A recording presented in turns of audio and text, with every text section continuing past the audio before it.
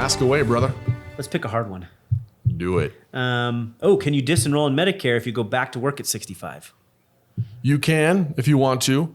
So we've been doing this for over a decade, and it used to be that if you could stay on employee coverage, group coverage, it's the end all be all, so stay on for as long as you can.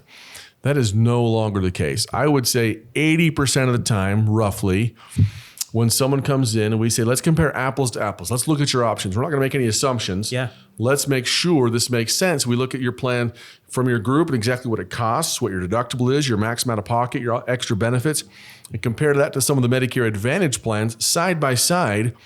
Now, about 80% of the time, we're seeing people say, oh, well, why would I stay on my group coverage if I can come on this Medicare plan, pay less, have sometimes no deductible at all, right, and better dental or whatever the case might be. So pretty common now that people are saying, well, even if I could go back, I probably wouldn't. Yeah, I remember why back would in the day, right? somebody who had mail handlers, or they're on a pipe fitters, a union plan. Right. As soon as they walked in the door, like, hey, nice to meet you. We'll be here when you retire.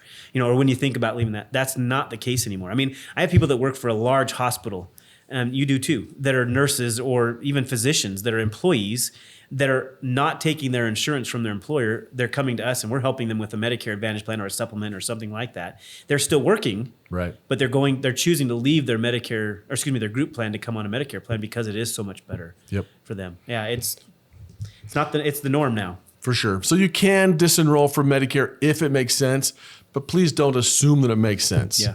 Again, let us look at it and we'll compare apples to apples and have you're making at least an educated decision on that, but less and less it's becoming a realistic situation where you need to. Well, and all of our agents, one of the things I love about our office, we'll shoot you straight. Yep. I've had people refer their friends and family to me because I've told them not to do something. Right. True. They're like, well, I thought I'd come here and you try to sell me something. Well, in your case, it's better to stick with what you've got.